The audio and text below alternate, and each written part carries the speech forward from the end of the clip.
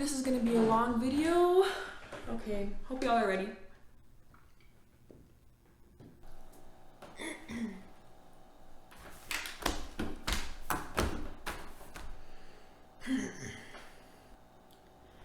You know, I'm still not entirely sure how to start these videos, because like, you don't, like when you meet someone, you don't tell them like, hi, welcome back to my YouTube channel. Like, that's not the first thing you say. So, welcome back.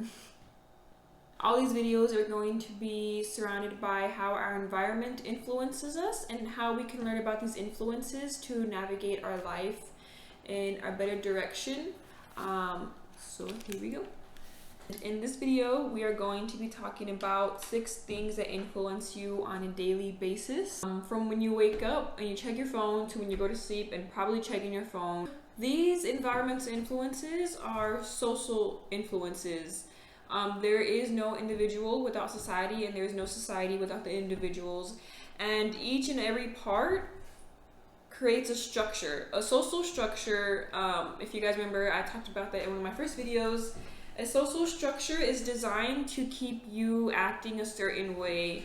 So school, work, family, social media, government, all things we'll be talking about. And these groups all have individual roles. So the role of the mother, the father, the child, the student, the teacher, the worker, the employer. These are all different roles that people take on in these social structures. The more we get into these videos, the deeper we'll dive into these specific influences, and they'll start to make more sense once we break them down and relate them to your story. These influences that I'll be talking about today, I will be talking to them through my own experiences and through what I've read and heard and studied. This is not a disclaimer, but this is to let everybody know you do not have to have a PhD or any degree or any certificate. You don't need any of that to know what is going on in your life. I think a lot of times we have this misconception that, well, I don't have a degree, so I don't know all the facts. I don't know this or that. I'm not qualified to do that. Like, honestly, that's bullshit. You live your life every day and you experience these influences every single moment. I think what I'm trying to say is you don't need anybody to tell you who you are. You don't owe anyone an explanation. You've gone through enough shit to know that sometimes life is fucked up. So let's learn about stuff and figure out where to go from here. And this is where we start. You know, I'm not even gonna take credit for you guys being here. You guys were already on your way. You just came across my video and you're gonna go on about your day, and I hope you can take one thing out of it. So let's get into it. So 6 things that influence you on a daily basis. I'll just list them really quick. Family and friends, school, of course, work, mass media, so TV, movie, ads, shows, commercials, mass media, newspapers, anything like that. Social media, which I wanted to separate because it's kind of different. Government and nature. Nature is something I'm actually really excited for. So nature and your surroundings, so what you see when you walk out your front door. So let's talk about family and friends. I think I can start with when you're born. Even before you're born, family is your first social interaction. Family is the first place you're gonna hear words, you're gonna hear laughter, you're gonna feel love, you're gonna be fed, you're gonna be held, you're gonna be entrenched in this richness of family, and richness in many different ways. But that is your first and most important influence in your life, is your family. Because as soon as you're born, of course, there's many different circumstances, but as soon as you're born, you're usually held, loved, adored, looked at, and from that people already have their preconceived ideas of who they want you to be. When I grew up, or when I was very young, most of my memories are with my family, and I really soaked in everything that they taught me from my cousins and my aunts and my uncles and my grandparents. I learned through them. And I think a lot of the times, what parents do push their ideals and their beliefs and their values onto you based off of what their parents told them. There's actually a quote that I wrote down. So, in spite of these variations, family normally remains the major agent of socialization from infancy to adolescence and beyond, and a sequence of development connecting generations.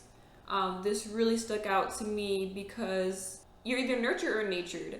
So your family either nurtured you to grow up this way, or it's your nature to act this way. And we're always taught our parents' values and their parents' values and their parents' values. And so your early beliefs about life come from your parents. Have you guys seen Waterboy? Like, where Bobby Boucher, he's in class, and you guys probably already said it in your head, but he's like, my mama said, that is like a prime example of how a lot of people grow up, you know, like you were surrounded by your family's beliefs, and so you took them on. And so I still have beliefs from my family. A lot of people of course believe in their family, like that is your family. But we take on those beliefs and we carry them on through the next generation. For the most part, family does influence your values, your norms, and your beliefs based off of their upbringing. And it goes on for generations and generations until someone breaks the cycle, and that continues and that continues. So the second influence is school.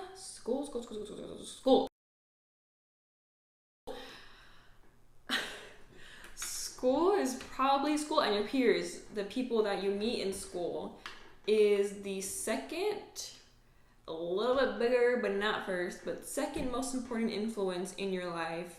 We are put into school like age 5? You go into pre-K and you're already surrounded by a diverse range of people that grew up in different families, that grew up with different beliefs and norms and values, and you are opened up to different ways that people live, which is great for social interaction because it breaks your belief that the way I see it is the way it is for the most part. Like I think this is when kids start to see it's not just me, and there's a whole world out there, and there's other people that I can share my imagination with. Like, I'm trying to remember like how I felt when I was in pre-K. I remember we had like a playhouse that was so freaking cool, dude.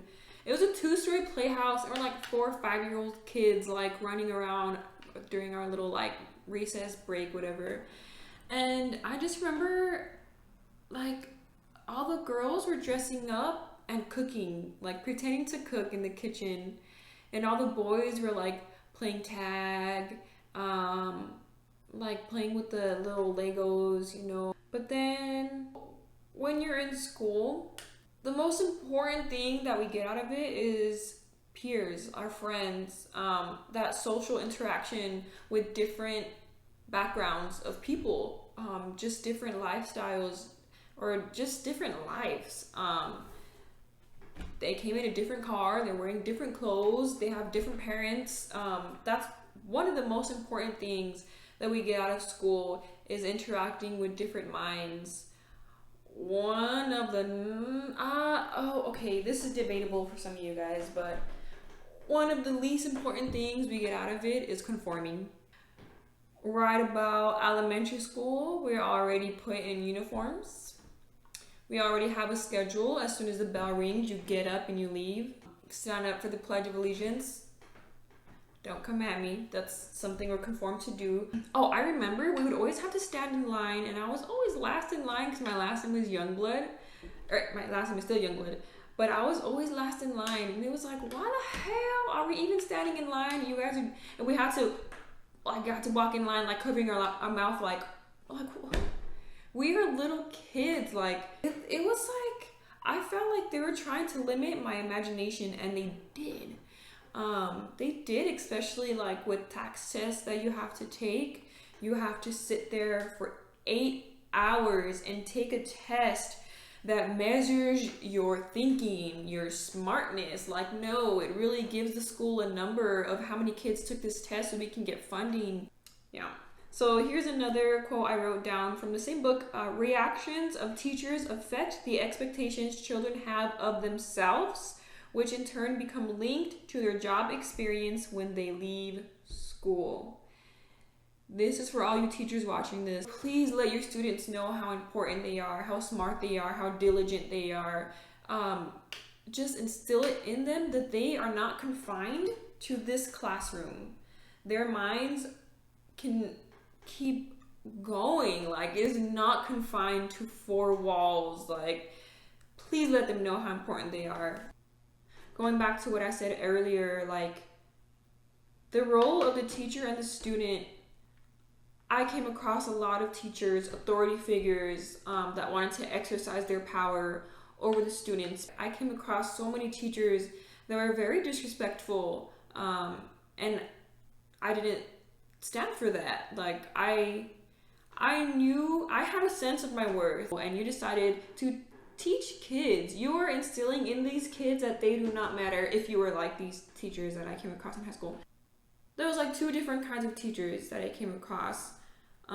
Ones that did not care about their students, and the second kind of teacher was the teacher that showed up and knew how important these students are to the future.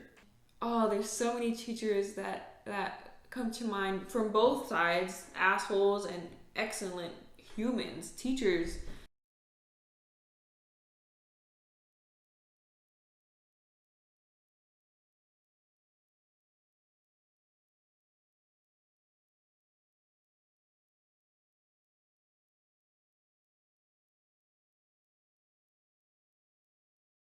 And oh my God, just shout out to the teachers that really care about their students, because those students will excel in so many ways, and they're gonna look back and they're gonna thank you.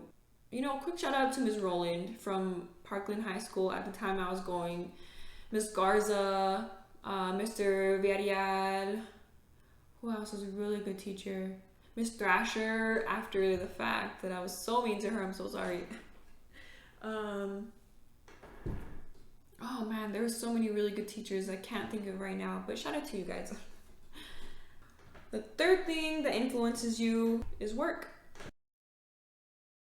So your job influences you in such a way that you're essentially spending half of your day's time at work, maybe more for some people. Some people have to work 2 jobs to survive, 3 jobs. Anyways, you're spending more than half of your time at work. And that is essentially your second home. You're spending your day with the same people over and over and over and over and over again.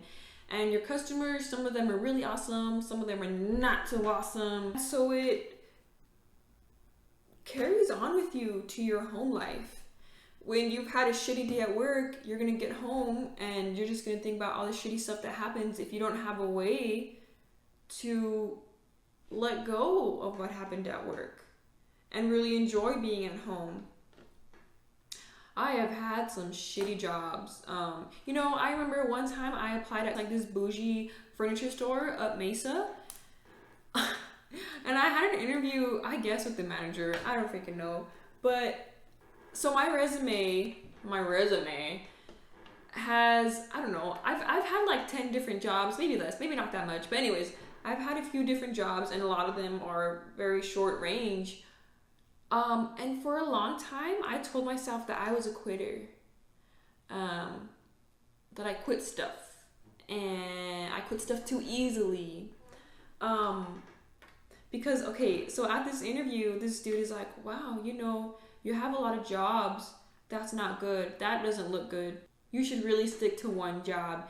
And at first I was like, in my head, I was like, this mother, Like, dude, you've probably been here for 30 years, sitting here in this office, judging other people for wanting to work at your place that can make it better. Um, and anyways, now that I'm thinking, like, I quit these jobs because I wasn't being valued there. I wasn't being heard there. I was being treated like a piece of shit that just makes money for this establishment. That's what it was. Um, don't ever let anybody tell you that you had too many jobs under your belt. That is just more experience, more skills that you have that you could put into this career if you want to. Like, if you want to make what you're applying for in the future a career, like, let everything that happened before be a foundation for your future.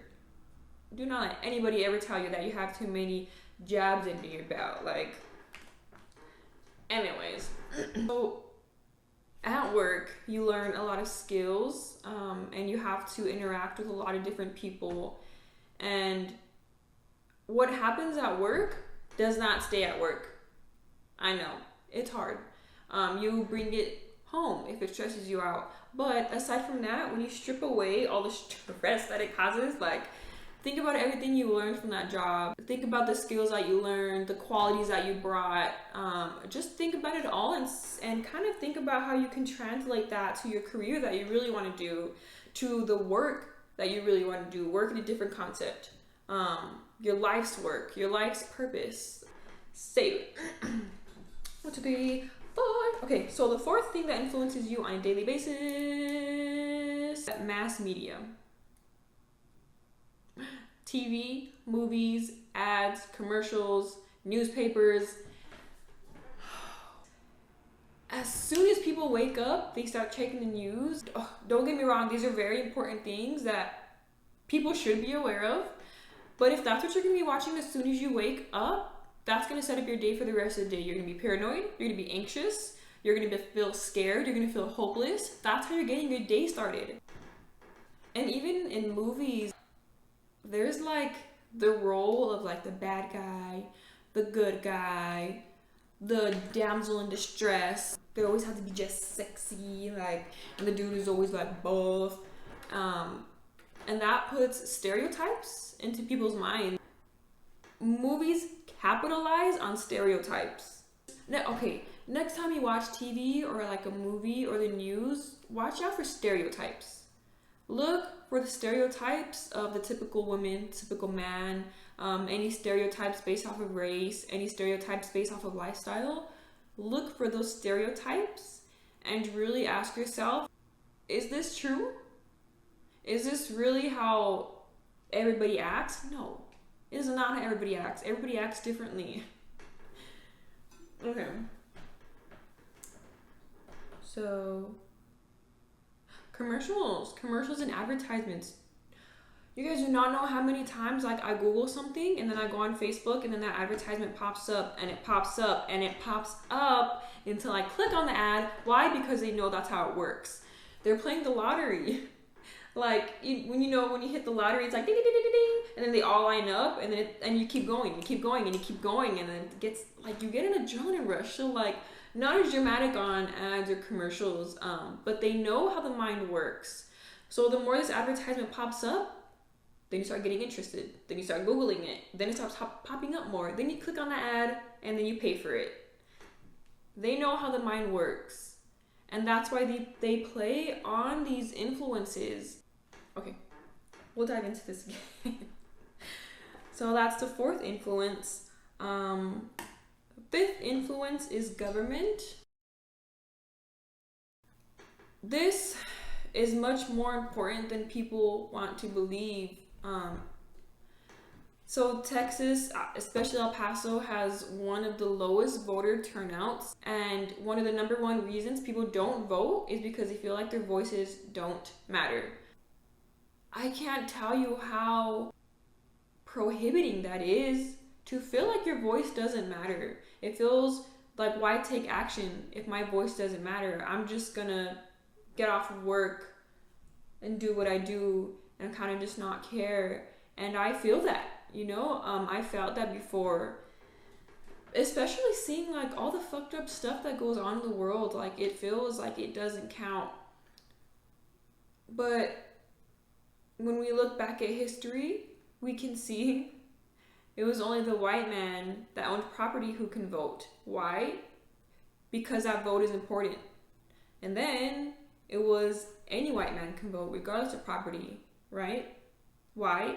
There was still the other half of the population that couldn't vote because they know voices matter. The people will speak up when they feel like they are heard, and they will make themselves heard. They don't want you guys to know that your voices do count because numbers, like, we always think of the 1%, but there's a 99% that is much bigger than you. And we are here. I'm kind of getting into something different, but the government and the people that vote for the government that's in now makes all the decisions for you, for the nation, that trickles down into your individual life. You know, I honestly don't even know how to like say this basically without really going into it. So I think I'm going to save this for another video. I'm going to save every topic for another video, but this one especially because we have elections coming up in a year and a half. So let's get it. Oh, also, 2020 census. The census is coming up. I think they're going to start in August, or they already started. I don't know. Let's not only be heard, let's make sure we are all counted, because we get the funding from the government that's going to give us better schools. It's going to give us better roads. It's going to give us just the stuff that we really deserve as humans. So, my favorite. Okay, I was really excited about this one. So the sixth thing that influences you on a daily basis is nature and your surroundings. Have you guys ever like gone on a hike and then like you're at the bottom, you're like, oh my God, we're gonna hike up with that. All right, let's get it. And then you're like huffing and puffing and like stopping every 5 minutes, or at least I do, enjoying the view but relaxing. And then you get to the top, like, oh, and then you take that fresh breath of air, and then like just seeing the view. If you guys haven't already hiked the Franklin Mountains, please do so. Nature rejuvenates you and it reconnects you to yourself. And it reminds you that you come from this. We eat the plants and veggies and eat, like we nourish off of those, and the calves that we eat also eat the plants and veggies from the earth. But yeah, nature is incredible. I'm just watching like the wind like blowing the trees. Okay, so I mentioned this in the previous video, but I started making tree of life pieces, tree of life pendants, like necklaces, and they really helped in reestablishing my gratitude for nature and remembering how important nature really is. And let's really appreciate nature while we can, because at this point, like, honestly, who knows what's gonna happen. Speaking of that, I got this jar from my man, and this comes from Savage Goods. Chai, spilling the tea. How cute is it? How cute is this? Anyways, super cute. From my man. She's super awesome. My man is someone that is really trying to do her best to limit her waste that goes into the environment, which is why she came out with these reusable straws. She also has reusable bags. Soap. She make hair soap, which I need to get one. I will link her. Well, you know, I'm thinking about this. This is a really long video, and I kind of really just said like how I feel about these things. But that's okay, because I just wanted to list like the 6 things that influence us that we'll be diving into in future videos. And this is what we'll be talking about, more specifics, like the facts. I'll be bringing in different people to talk about them from different backgrounds. So we'll really get into those. And if you guys have any other topics or ideas that you guys want to talk about, please leave them in the comments or message me. And if you liked anything about this video, please like, subscribe, and comment your favorite part, or comment your friend, or I don't know, comment something. Like, let's just start interacting. Like, this is to open a dialogue of everything that we go through. Like, hope y'all are okay. Yeah. Thank you guys if you watched everything. If you did, I praise you. Yeah, thank you. Oh my god, it's fucking hot.